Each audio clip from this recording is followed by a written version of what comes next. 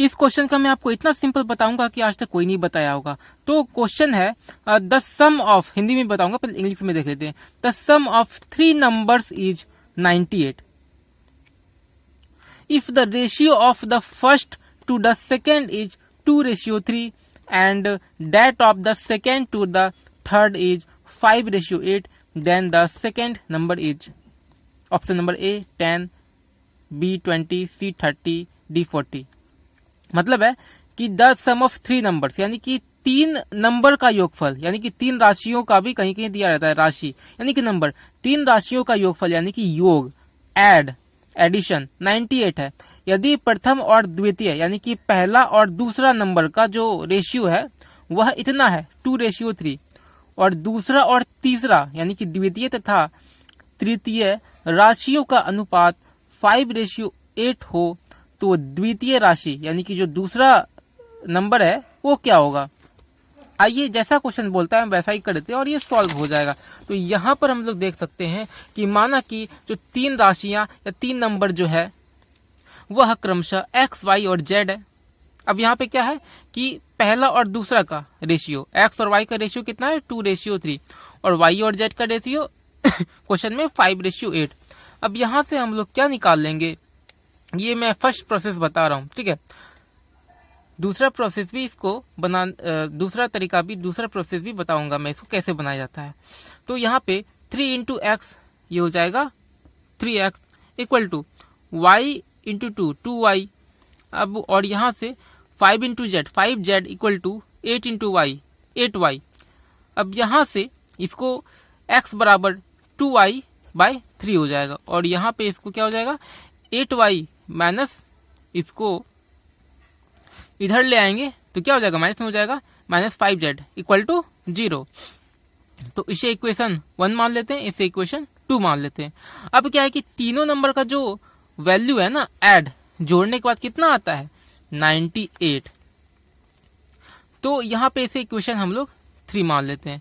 अब क्या है x के जगह हम लोग, क्योंकि x बराबर 2y है तो हम लोग x के जगह 2y/3 इतना हम लोग लिख देंगे plus y plus z equal to 98 है ना। यहाँ पे लिख भी दिया मैंने x equal to 2y from equation first.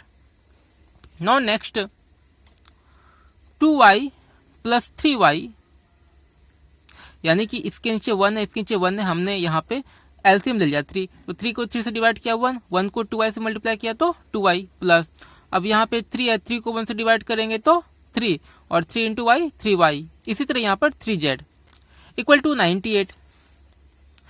अब यहाँ पर 2y plus 3y 5y plus 3z equal to 98 into ये क्रॉस मल्टीप्लीकेशन हो जाएगा 3, तो यहाँ पर 5y plus 3z equal to 98 into 3 294। इससे मान लेते हैं इक्वेशन 4 और इक्वेशन 2 से हम लोग क्या निकाल करके ला सकते हैं 8y है ना। Equation 2 8y minus 5z equal to 0, तो यहाँ से 8y minus 5z equal to 0 यह आया कहाँ से इक्वेशन 2 से।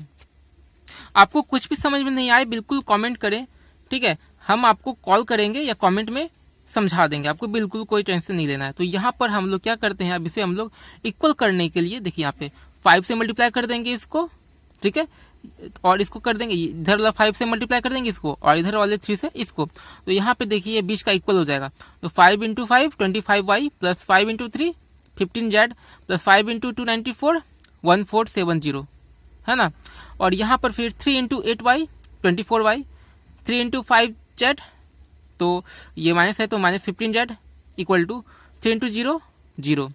और यहाँ पर फिर क्या हो जाएगा, ये दोनों कैंसिल हो गया, इसको जब हम लोग ऐड करेंगे है ना तो 49y इक्वल टू 1470।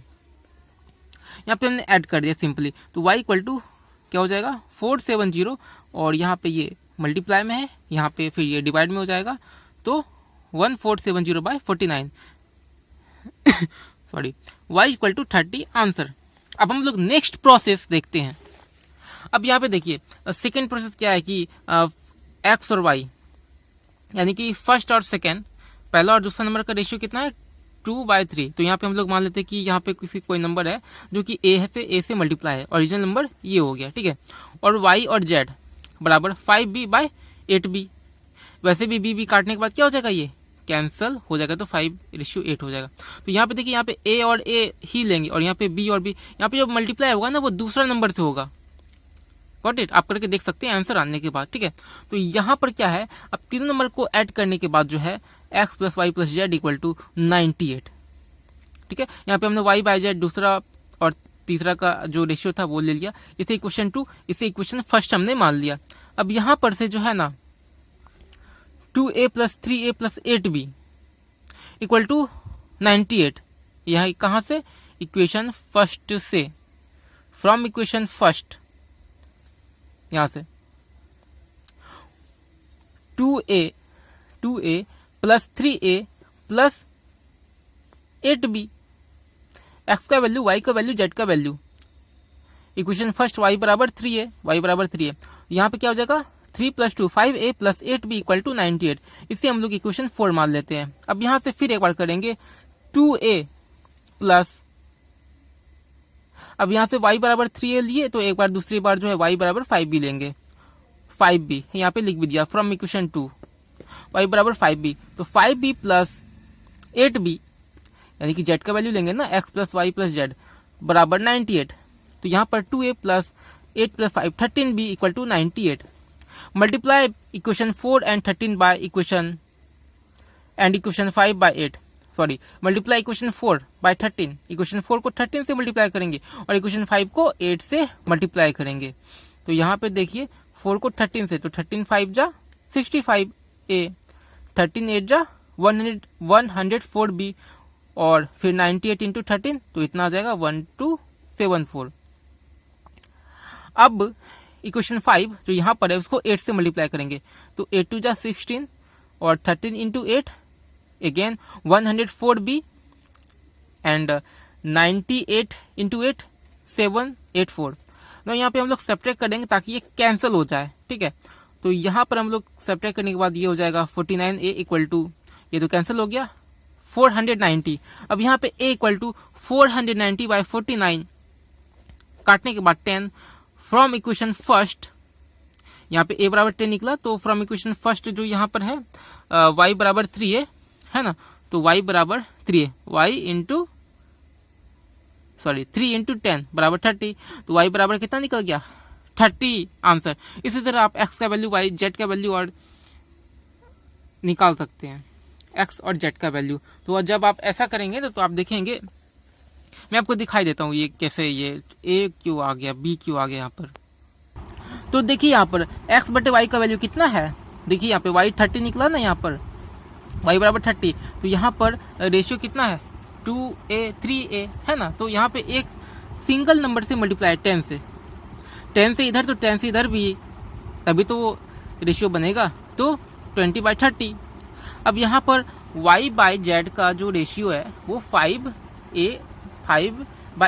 अब यहाँ पे देखिए दूसरे नंबर से मल्टीप्लाई होगा, हमने दूसरा नंबर b मान लिया है, ठीक है। अब देखिए कौन सा दूसरा नंबर, तो 6 से। अब देखिए यहाँ पे 5 × 6 ये भी 30 और 8 × 6 48, तो यहाँ पे देखिए y का वैल्यू 30 आया और इधर भी 30 आया। तो इस तरह से ये चलता है। वीडियो अच्छा लगा तो लाइक करें, कमेंट करें, शेयर करें और मेरे चैनल स्वीट चिली एजुकेशन को जरूर सब्सक्राइब करें। Thank you so much.